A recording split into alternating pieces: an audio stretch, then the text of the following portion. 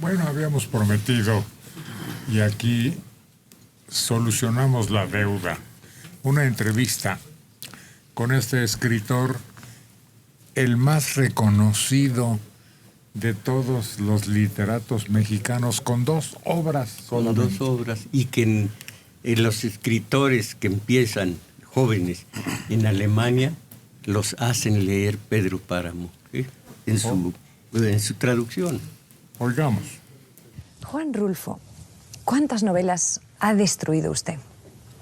Como he dicho ya al principio, Juan Rulfo es, para los que hayan llegado un poquito tarde al programa, ha recibido este año el premio Príncipe de Asturias de las Letras. Ha escrito solo 2 libros, en los años 50 y hasta hoy, nada de nada. Pero parece ser que ha destruido muchas novelas. ¿Cuántas ha destruido?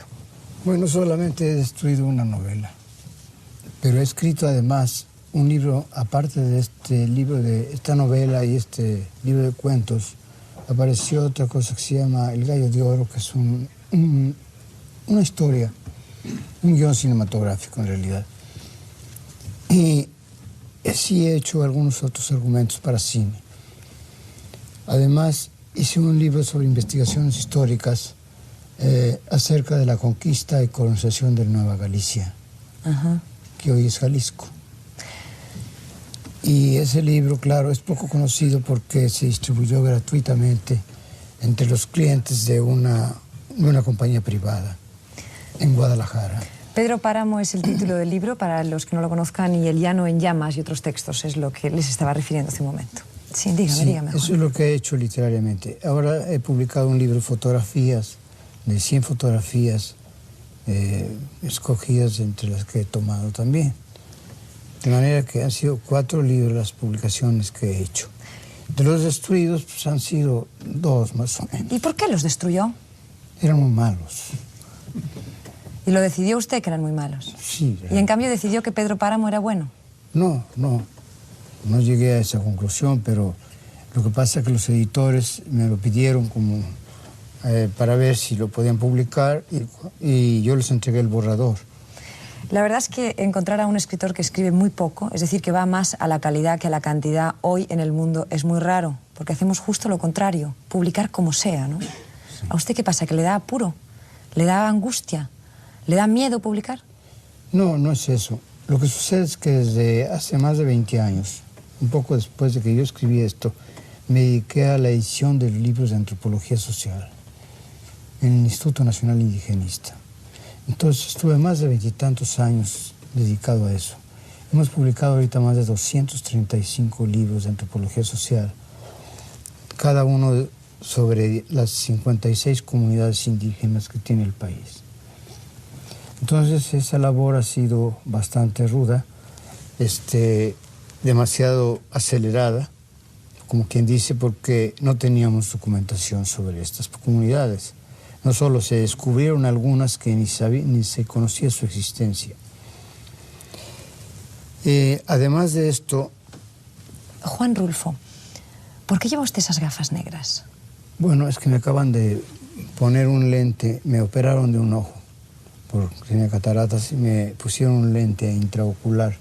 ¿Y le molesta la luz? Sí, demasiado brillante. Sí, entonces la luz es muy intensa para mí. Ya. No, es que yo le quería preguntar también un poco más por Pedro Páramo, porque usted dice, en algún momento ha dicho que ese libro lo escribió yendo al lugar de su infancia y ahí recuperó parte de lo que había vivido. ¿Cómo fue su infancia? ¿Qué queda en su memoria de esa infancia? Bueno, mi infancia en realidad fue tuvo una época muy difícil, ¿no? Viví la etapa más violenta que siguió después de la Revolución Mexicana, es decir, la cristiada, lo que llamaron la cristiada, la rebelión cristera. Entonces, estos años que me tocó vivir fueron en un lugar de mucha agitación, de crímenes, de violencia, y además en mi familia hubo una serie de muertos, ¿no? Comenzando por mi padre, que fue asesinado, sus hermanos y todo. Entonces mi casa estaba completamente llena siempre de luto, ¿no? Esa fue mi infancia. Ahora, En realidad, eso nunca lo he tratado yo en ninguna de las obras porque jamás he publicado autobiografía. No hay nada autobiográfico en nada de lo que he escrito.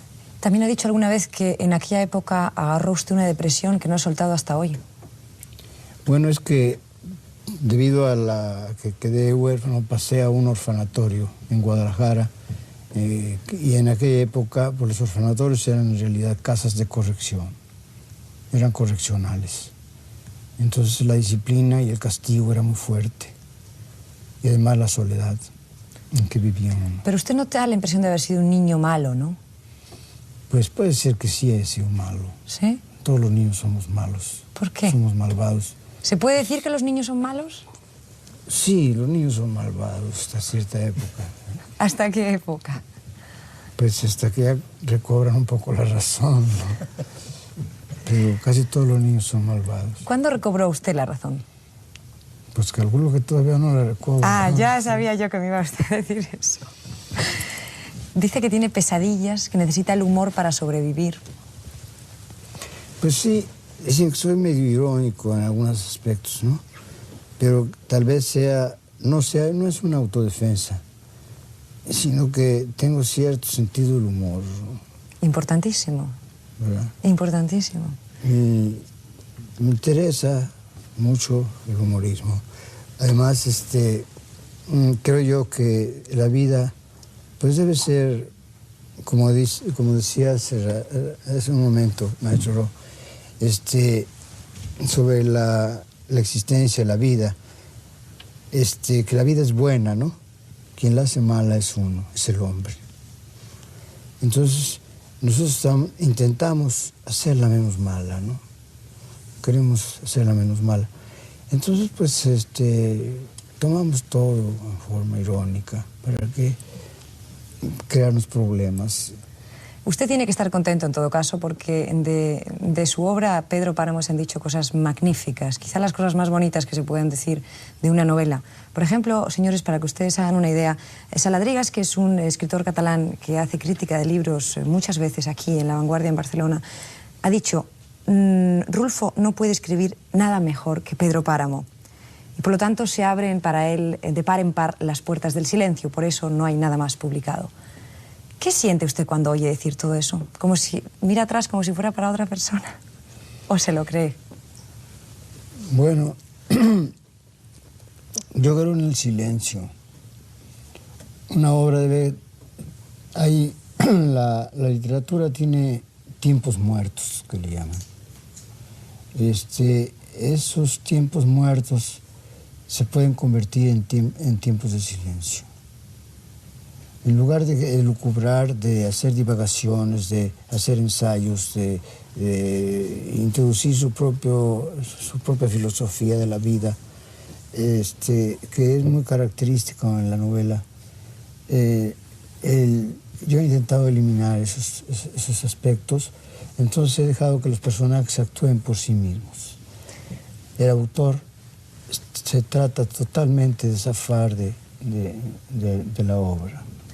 Y cuando García Márquez dice que es usted su maestro y dice, por ejemplo, no pude dormir mientras no terminé en la segunda lectura, nunca desde la noche tremenda en que leí La Metamorfosis de Kafka, en una lúgubre pensión de estudiantes de Bogotá, había sufrido una conmoción semejante al día que leí Pedro Páramo.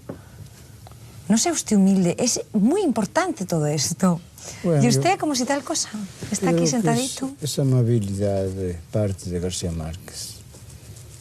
García Márquez tiene una postura política muy clara como escritor. ¿Cuál es la suya, Juan Rulfo? En un mundo como el que vive en Hispanoamérica, en este momento con tantos problemas. ¿Cuál es la suya? Bueno, yo no soy un político activista, pero sí estoy de acuerdo con la actitud de García Márquez, de Julio Cortázar, de esos hombres que forman Amnistía Internacional y que tratan de defender a los pueblos, sobre todo de América Latina, que han vivido siempre en la miseria, en la ignorancia y sometidos por dictaduras militares terribles. ¿Y cree usted que es necesario estar con alguno de los dos bloques o no definirse? Yo creo que no es necesario. Lo que hay que resolver es la miseria.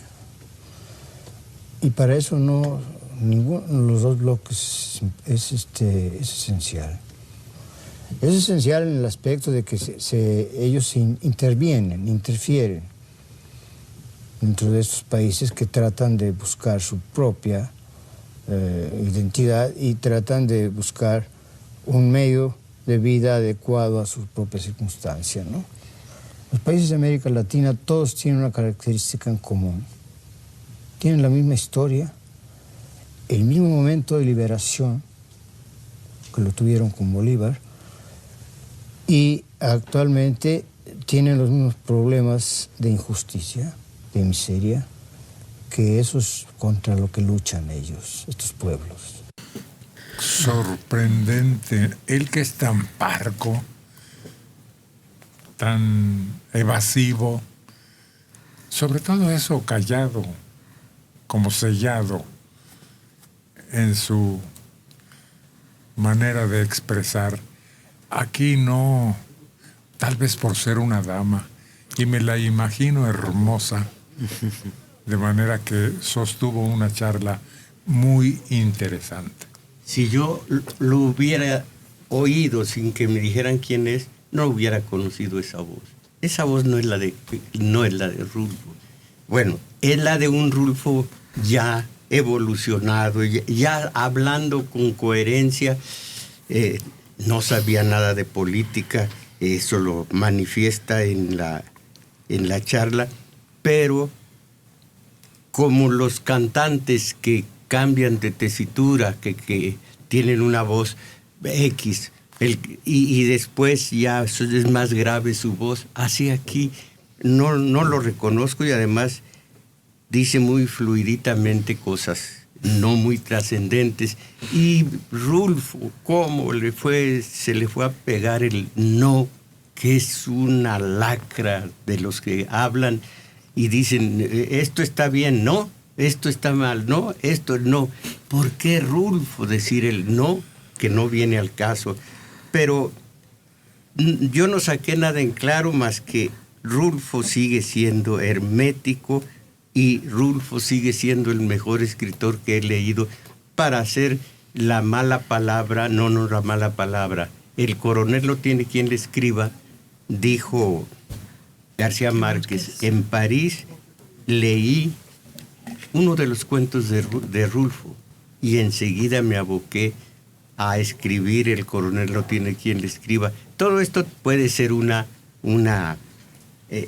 alarde también, pero Pedro Páramo y de Llano en Llamas, Lubina y No oyes ladrar los perros, esa es la literatura mexicana.